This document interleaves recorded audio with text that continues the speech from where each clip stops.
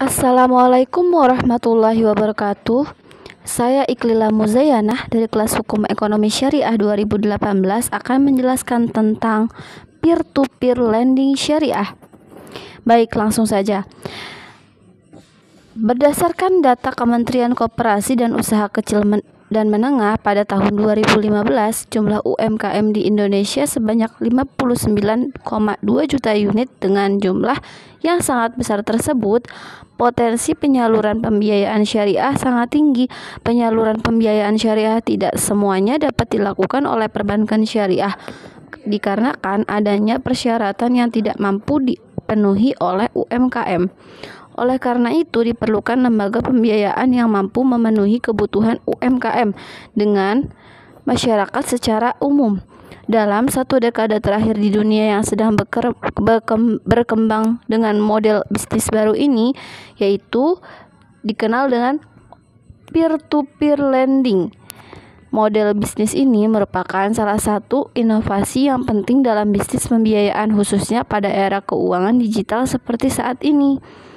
Peer-to-peer lending merupakan platform baru transaksi keuangan yang menyederhanakan fungsi intermediasi konvensional dengan cara langsung mempertemukan pihak yang membutuhkan dana dengan pihak yang kelebihan dana. Di Indonesia, perusahaan online peer-to-peer lending mulai muncul secara legal pada tahun 2017. Ini menurut OJK 2018. Berdasarkan data Direktori Vintage OJK sampai dengan bulan Juni 2018, sudah terdapat 64 perusahaan vintage peer-to-peer lending yang beroperasi secara legal di Indonesia. Sedangkan yang belum mendaftar ke OJK juga tidak sedikit. Hal ini menunjukkan bahwa model bisnis pembiayaan ini sangat potensial dan memiliki prospek pertumbuhan yang bagus. Dari 64 perusahaan vintage tersebut, hanya 2 perusahaan yang bergerak dengan prinsip syariah, padahal peluang penyaluran pembiayaan syariah sangat tinggi. Hal ini diidentifikasi oleh OJK dikarenakan kurang pahamnya masyarakat terhadap produk keuangan syariah. Dengan kata lain, peluang penyaluran pembiayaan syariah yang harus didukung oleh literasi masyarakat terhadap produk pembiayaan itu sendiri. Oleh karena itu, tujuan dari penelitian ini adalah untuk menjelaskan bagaimana mekanisme dan model vintage peer-to-peer lending berdasarkan prinsip syariah di Indonesia berdasarkan fatwa DSN MUI. Ketentuan hukum vintage peer-to-peer lending. Menurut fatwa DSN MUI nomor 117/2/2018 dibolehkan dengan syarat sesuai dengan prinsip syariah. Ketentuan prinsip syariah ini adalah yang pertama, terhindar dari riba, gharar atau ketidakpastian, maisir atau spekulasi, tadlis atau menyembunyikan, kecacatan, doror atau merugikan pihak lain, dan haram. Kemudian yang kedua, akad baku memenuhi prinsip keseimbangan, keadilan, dan kewajaran sesuai syariah dan perundang-undangan yang berlaku. Yang ketiga, akad yang digunakan selaras dengan karakteristik layanan pembiayaan seperti al-bai atau jual beli, ijarah, mudharabah, musyarakah, wakalah bil ujrah, dan qard. Yang keempat, terdapat bukti transaksi yaitu berupa sertifikat elektronik dan harus divalidasi oleh pengguna melalui tanda tangan elektronik yang sah.